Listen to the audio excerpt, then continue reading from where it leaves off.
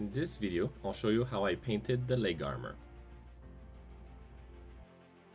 Before I can even do the plastic dipping or even painting it, I need to make sure that I put painter's tape on all of the straps so I can make sure that no paint goes on them. So before I can do any painting, I need to make sure that all my armor pieces has been plastic dipped. And I went and applied at least 5 layers of plastic dip so I can have a nice smooth surface and before I start painting it.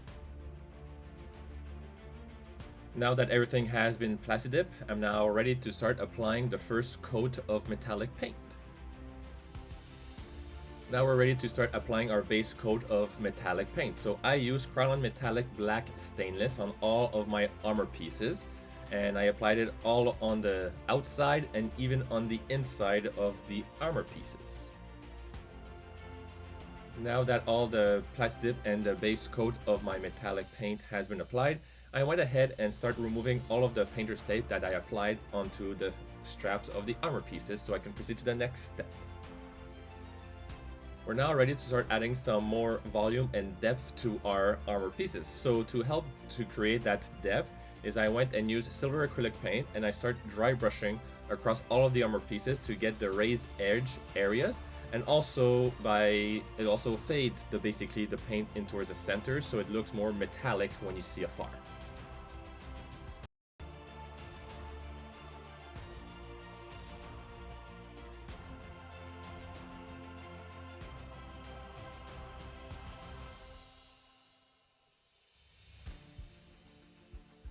Now that we've finished with all the dry brushing, it's now time to start adding some more depth to our cosplay by adding some rust effect to our armor so it looks more sinister.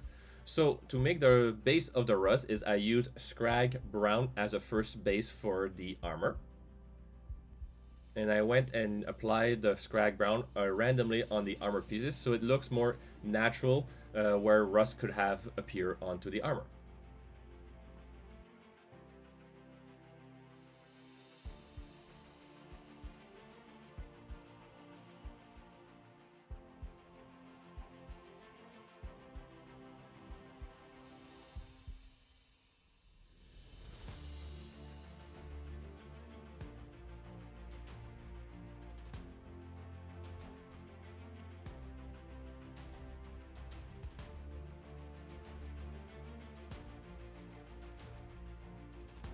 Now that the base rust has been applied, and I want to make sure that I can give a bit more depth to the rust so it's just not a brown color.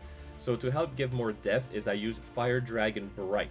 And this shows more of like fresh new rust marks started to appear on top of the older rust. And also it gives more depth like I explained.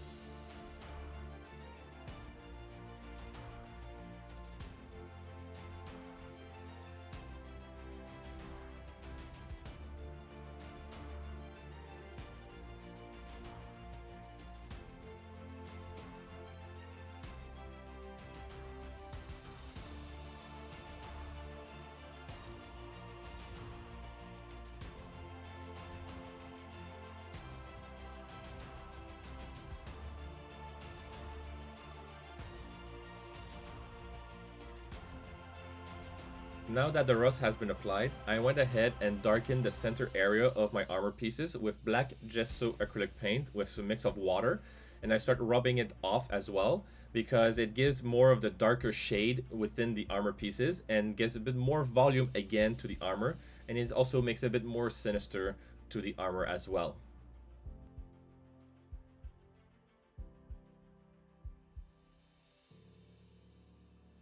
Now that all the painting has been applied, I went ahead and applied Minotorum varnish on all of those armor pieces to seal the paint in before I start riveting all of those armor pieces together.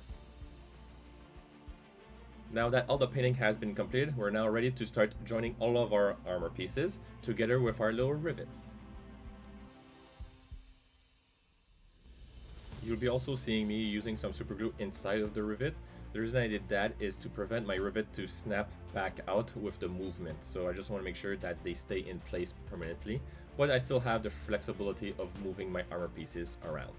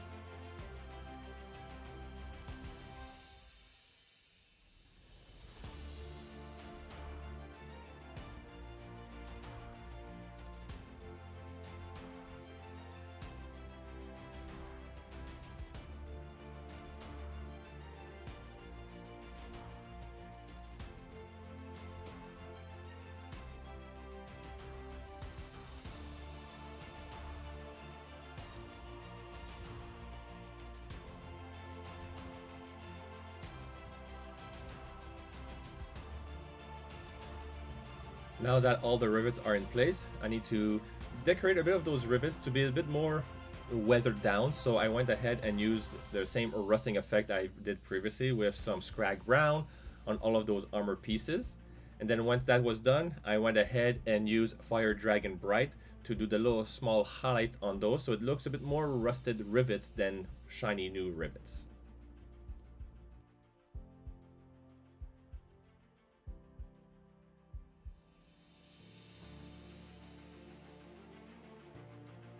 Et voila, we now have our leg armor all completed now. Pretty cool, right?